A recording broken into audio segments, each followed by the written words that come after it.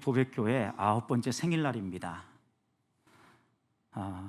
지난 9년 동안 은혜 가운데 지나올 수 있도록 도우시고 인도하신 에베네셀의 하나님을 먼저 찬양합니다.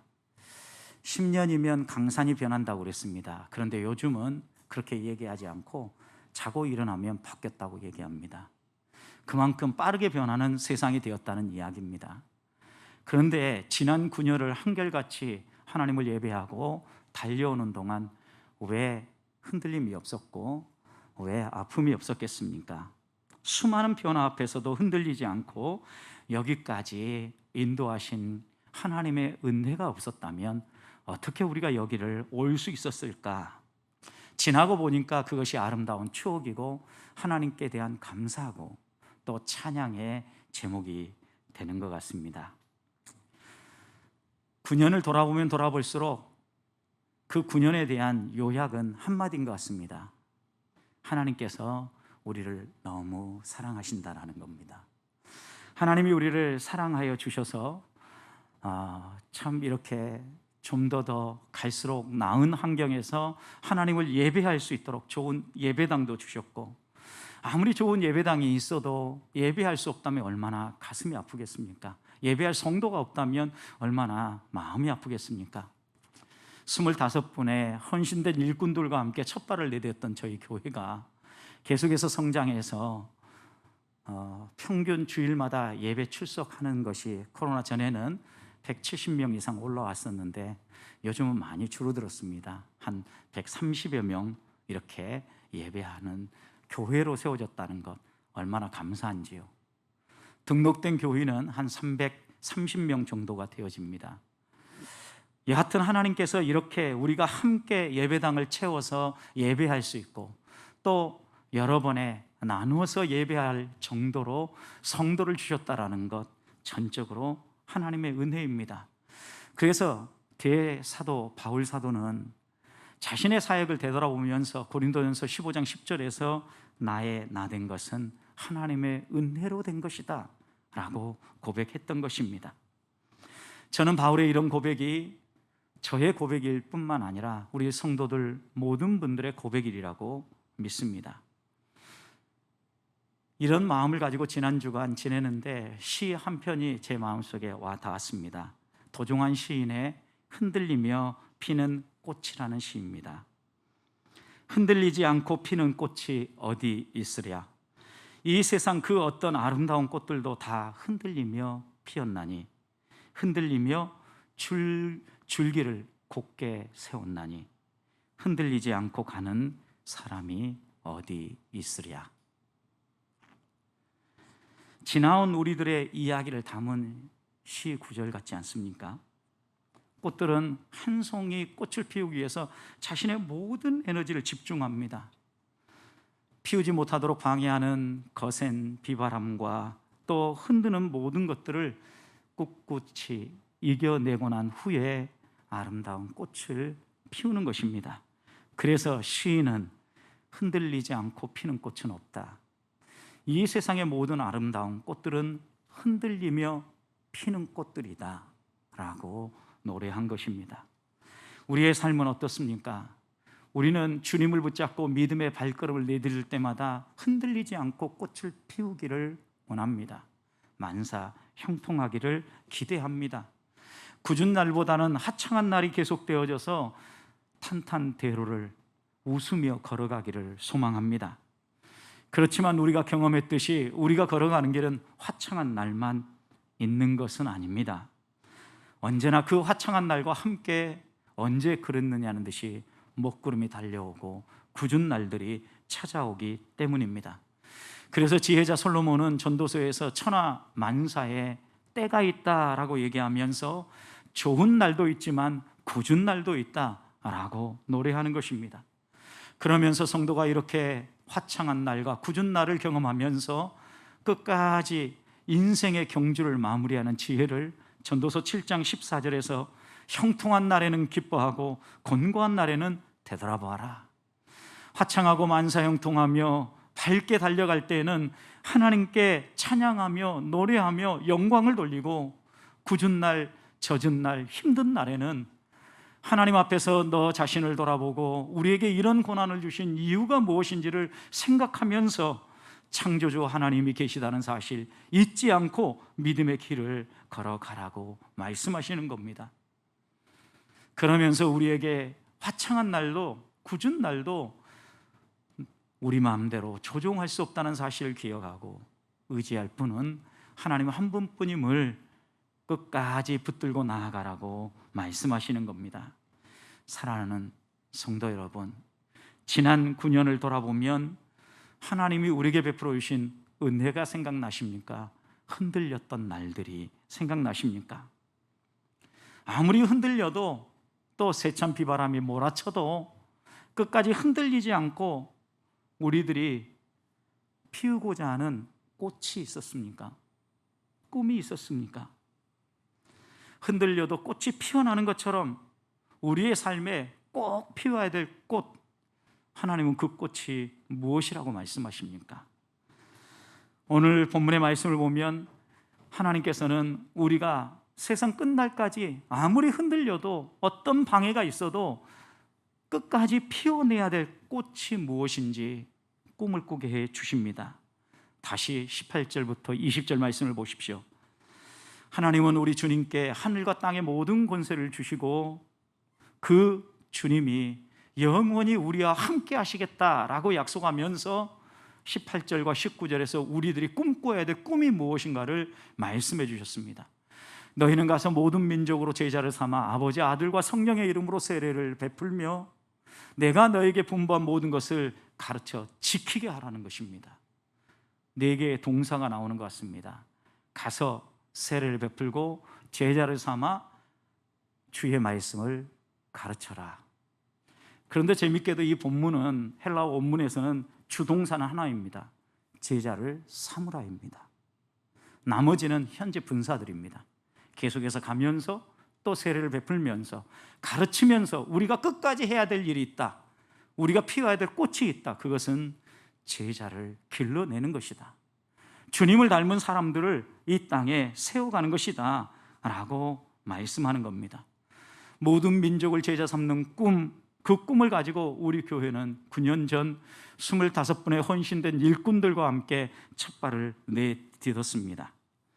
그러면서 오늘 이르기까지 계속해서 우리가 있는 그 자리에서 생명의 복음을 전하고 땅끝까지 복음을 전하기 위해서 우리가 해야 될 일들이 무엇인가를 찾으며 한 발 한 발 걸어왔습니다. 그런데 열심히 애쓴다고 애썼지만 여러분, 우리들의 이 일이, 이 전도가, 이 선교가 쉬웠습니까? 전도하러 나아가자라고 이야기할 때 많은 사람들이 어렵다, 힘들다라고 말을 합니다. 그런데 여러분, 한번 생각해 보십시오. 힘들 때 옆에 누군가가 함께 있어주고 손잡아주면 가능하지 않습니까? 처음 교회가 시작할 때, 입주 전도를 할 때 누가 길가에 서서 예쁘게 또 앞치마를 두르고 안녕하십니까 인사하며 예수 믿으십시오라고 전도할 수 있으리라고 생각했습니까? 꿈꾸지 못했던 일들을 우리는 꿈꾸며 지나올 수 있었던 것은 누군가가 함께해 주었기 때문입니다. 그것처럼 오늘 하나님께서는 힘들고 어렵다고 하는 우리들을 향하여서 분명하게 약속을 해주십니다. 그 약속이 무엇입니까? 20절, 내가 세상 끝날까지 너희와 항상 함께 있으리라. 하나님이 항상 곁에 있어 주겠다는 겁니다. 언제까지요? 세상 끝날까지입니다. 한순간도 떠나지 아니하고 항상 함께 해 주시겠다고 약속하셨습니다. 그런데 이 약속을 주신 하나님이 누구십니까? 주님이 누구십니까? 18절 말씀을 보면 하늘과 땅의 모든 권세를 가지신 분이십니다. 하늘과 땅의 모든 권세, 전능하신 분이시라는 것, 못할 일이 없는 분입니다. 창조주시라는 말씀입니다. 바로 그런 힘있고 무엇이든 도와줄 수 있는 분이 힘들어하고 두려워하는 우리들을 향하여서 내가 함께 해줄게, 같이 가자라고 말씀하시는 겁니다. 왜 이렇게 말씀하실까요? 제자 삼는 사역이야말로 우리들이 주님 오시는 그날까지, 세상 끝날까지 포기하지 않고 계속 해야 할 일이기 때문입니다. 주의 일을 하다가 낙심하고 실망할 때마다 우리들이 생각해야 될 것이 무엇입니까? 이제까지 달려올 수 있도록 인도하신 분, 그리고 이렇게 순종하며 달려올 때 피우게 해주신 꽃, 열매들을 돌아봐야 합니다. 그래서 바울은 갈라디아서 6장 9절에서 이렇게 권하지요. 우리가 선을 행하되 낙심하지 말지니, 낙심하지 말아라. 포기하지 않으면 때가 이르면 반드시 거두게 되리라. 우리들이 포기하지만 않는다면, 우리들이 스스로 주저앉지만 않는다면 주님께서 끝까지 우리와 함께 하시며 꽃을 피우고 열매를 맺게 해주시겠다는 약속인 것입니다. 사랑하는 성도 여러분, 주님 오시는 그날까지, 세상 끝날까지 우리 교회가 품어야 될 꿈이 무엇이라고 생각하십니까? 여러분의 꿈은 무엇입니까? 제자 삼는 사역이십니까? 생명을 살리는 생명의 복음을 나누는 일이십니까? 혹시 지금까지 지난 9년 달려오는 동안 얼마의 사람들에게 복음을 들려주고 꽃을 피워보셨습니까? 혹시 힘들다고 도중에 내려놓지는 않았습니까? 그렇다면 이 시간에 하나님을 바라보십시다. 우리와 함께 하실 뿐만 아니라 힘주시고 위로하시며 세상 끝날까지 함께 하시겠다는 그 약속을 붙잡고 다시 일어서서 10주년을 향하여 달려가는 성도들이 되시기를 축복합니다.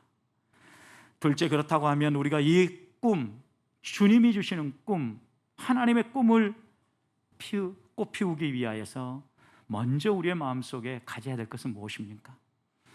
제자가 누군지를 알아야 되겠다는 겁니다.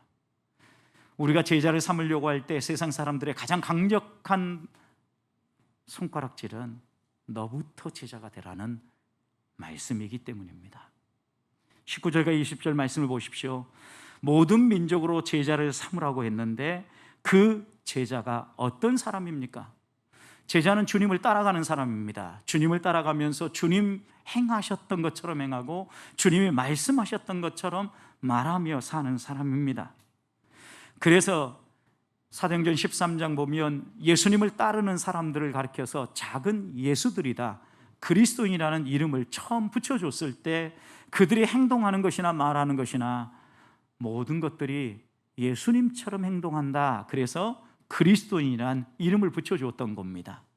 그 후로 이런 그리스도인들이 계속해서 또 다른 그리스도인들을, 충성된 일꾼들을 길러내면서 그들의 한결같은 시선은 그들의 한결같이 예수 그리스도에게 시선을 고정하고 주님을 본받아서 주님을 따라가는 사람들이었다는 겁니다. 그래서 제자는 따라가는 사람입니다.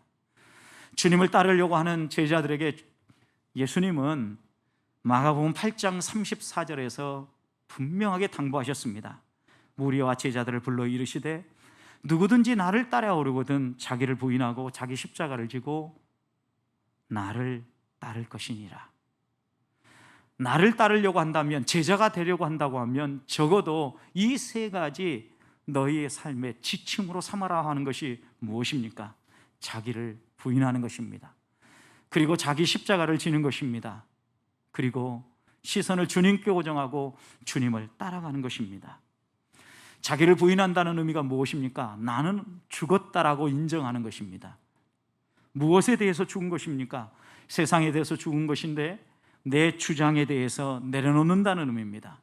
나의 유익을 위하여 살겠다는 이기심을 내려놓는다는 의미입니다.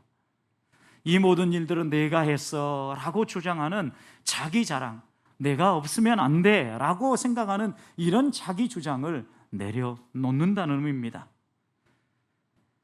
내가 죽지 아니하고 내 안에 그리스도가 살 수 없고 내가 죽지 아니하고 주님을 따라갈 수 없기 때문에 가장 먼저 주님을 따르려고 하는 사람에게 자기를 부인해라 당부하시는 겁니다.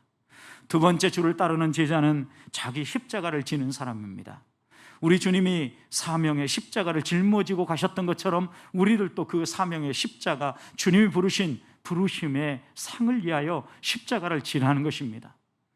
우리는 면류관을 생각합니다. 그렇지만 하나님의 영광이 주님의 삶 가운데 나타나기 위해서 십자가가 반드시 필요했던 것처럼 우리에게 주어진 영광의 삶을 이루어내기 위해서 반드시 자기에게 주어진 자기 몫의 십자가를 져야 한다는 것입니다. 때로는 물질적 헌신도 해야 되고, 때로는 내 몸이 피곤하여 지칠 정도로 삶을 드려야 되고, 온몸이 몸살나서 움직이기 어려울 정도로 육체적 노동이 필요할 때 내 삶을 들여서 십자가를 져야만 주님처럼 살 수 있고 주님 따르는 제자가 될 수 있다는 말씀입니다. 이렇게 나는 죽었고 나는 부인하고 자기 십자가를 지고 가는 사람은 시선이 한 곳에 고정되게 되어 있습니다. 예수님입니다. 예수님이 이럴 때는 어떻게 하셨지? 예수님이 어떻게 말씀하셨지? 예수님이 어떻게 행동하셨지? 생각하면서 예수님을 한 발 한 발, 예수님이 걸으셨던 그 발걸음과 그 보폭에 맞추어서 나도 그 발자국을 따라가는 것, 그것이 제자입니다. 주님은 그래서 이 제자의 길이 쉽지 않기 때문에 주를 따르겠다고 수많은 사람들이 다가올 때마다 분명히 말씀하셨습니다. 누가복음 14장 25절부터 35절 말씀을 보면 제자로서의 삶을 살 때 지불해야 될 대가가 있다라는 겁니다. 그래서 너희가 대가를 계산하고 따르라는 것입니다. 어떤 대가를 따라야 됩니까? 제일 먼저는 가족, 친지, 그리고 너희 삶의 여러 가지 모든 목표를 할지라도 내려놓으라는 것입니다. 손에 쟁기를 잡고 뒤를 돌아보지 말라는 것입니다. 최우선순위가 주님이 되어야 된다는 말씀입니다. 그렇다면 우리는 우리의 삶의 최우선순위가 지난 9년을 달려오는 동안 예수님이 되어 있습니까? 두 번째, 우리가 지불해야 될 것은 어떤 계획을 수립하든지 하나님이 기뻐하시는 계획을 수립해야 된다는 겁니다. 주님은 비유를 들어서 설명했습니다. 어떤 사람이 망대를 세우려고 하면 어디에 망대를 세워야 될지, 얼마 동안 세워야 될지, 그리고 얼마의 비용이 들어가야 될지 계산하지 않겠느냐? 너희들도 주를 따를 때 어떤 계획을 세우고 망대를 세우고 하는 사람이 꼼꼼히 계산하고 따르는 것처럼, 계산하고 일을 시작하는 것처럼 너희들도 주를 따를 때 너희의 모든 계획의 우선순위가 하나님 나라와 하나님의 영광인지를 생각하면서 계산하며 따르라는 것입니다. 사랑하는 성도 여러분, 이 땅을 살아가는 동안 우리가 계획하며 추구하는 우리의 삶의 모든 것들이 우리 주님 나라와 주님의 뜻을 이루는 일이었습니까? 그리고 또 하나 지불해야 될 것은 너희의 모든 소유를 하나님께 드리라는 것입니다. 소유의 우선순위는 하나님이 되어야 된다는 것입니다. 주시기도 하고 거둬가시기도 하시는 하나님께서 우리에게 무언가를 주셨다면 이 소유가 무엇 때문에 주어진지를 알고 하나님 나라와 하나님 영광을 위하여서 그 모든 소유의 우선순위를 두라는 것입니다. 사랑하는 성도 여러분, 제자로서 지난 9년을 여러분의 소유의 우선순위를 주님께 두고 주의 나라와 하나님 영광을 위해서 사용하셨습니까? 적어도 우리가 이런 질문들 앞에서 예라고 대답할 수 있다고 하면 우리는 분명히 대가를 계산하고 그 대가를 지불하고 묵묵히 그 길을 따라가는 제자입니다. 주님은 우리가 먼저 이렇게 주님을 따르는 제자가 되면서 우리 주변의 수많은 사람들을 이런 제자로 길러내라고 당부하고 있는 겁니다. 세상 끝날까지 제자 삼으라는 말씀을 가슴에 다시 한번 새기십시다. 다시 10년이 다가올 때 내가 피워내야 될 꽃이 무엇입니까? 내 삶에 하나님 먼저 주의 제자의 모습이 회복되기를 원합니다. 그리고 이런 삶의 본이 믿음의 형제 자매들, 그리고 믿지 아니하는 사람들에게 선한 영향력으로 다가서서 그들도 주의 제자로 살아갈 수 있도록 제자 삼는 주의 자녀가 되게 해 주시옵소서. 기도하며 나아가는 성도들이 되시기를 주님의 이름으로 축복합니다. 그렇다면 마지막으로 제자를 삼기 위해서 우리가 해야 될 일은 무엇입니까? 오늘 19절과 20절 말씀은 세 가지를 하라고 얘기합니다. 가라는 것입니다. 그리고 가서 세례를 베풀라는 것입니다. 그리고 주님이 우리에게 분부한 모든 것을 가르쳐 지키게 하라는 것입니다. 먼저 가야 합니다. 누구에게 가야 합니까? 아직 예배하지 않는 사람들, 아직 주님을 알지 못하는 사람들, 아직 제자로서 헌신되지 않은 사람들에게 찾아가라는 것입니다. 언제까지요? 세상 끝날까지입니다. 한 번이 아닙니다. 포기하지 말고 이 동사, 처음 말씀드렸던 것처럼 현재 분사는 계속해서 해야 된다는 것입니다. 한 번 내가 했으니까, 과거 젊은 시절에 내가 이렇게 했으니까 아닙니다, 여러분.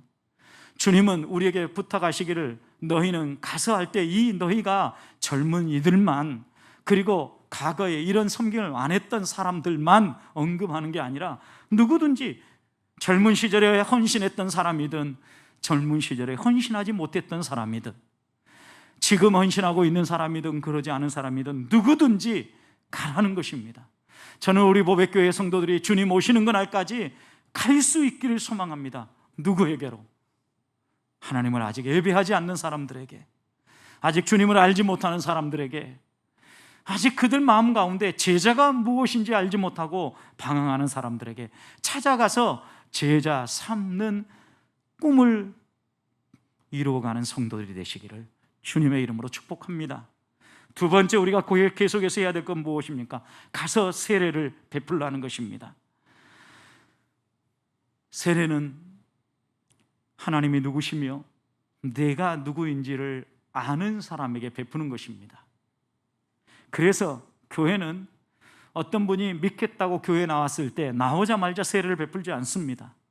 일정 기간 동안 하나님이 누군지 가르치고 또 자신이 누군지 가르치고 예수님을 자신의 삶의 구원자와 삶의 주인으로 모셔드리는 사람들에게 세례를 베푸는 것입니다.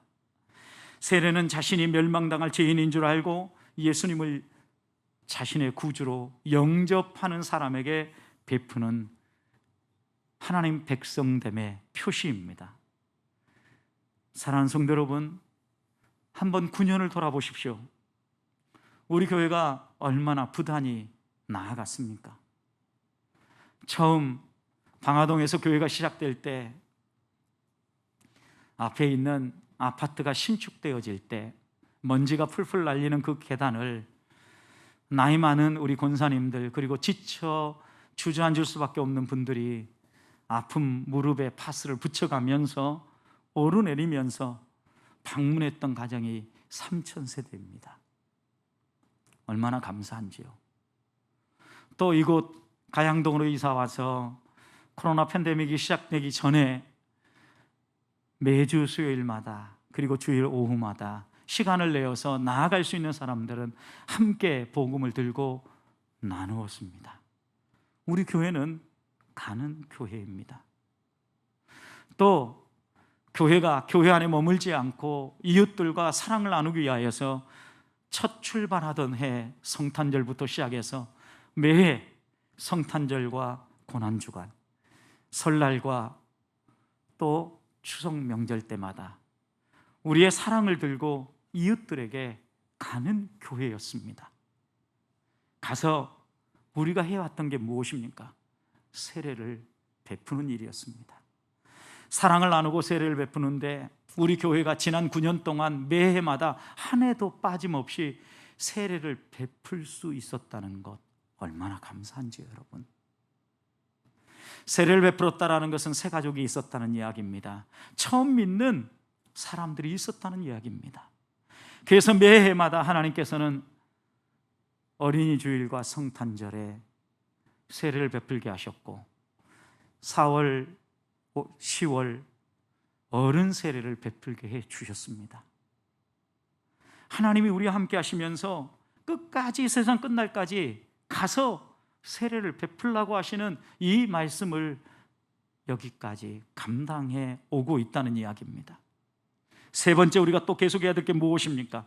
내가 너에게 분부한 모든 것을 가르쳐 지키게 하라 그랬습니다. 하나님의 말씀을 가르치라는 것입니다.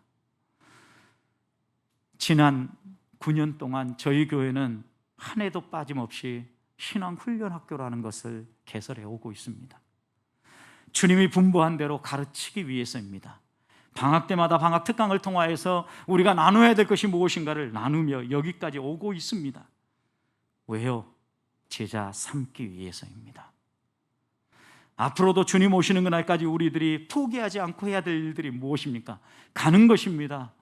새 가족들에게 세례를 베푸는 것입니다.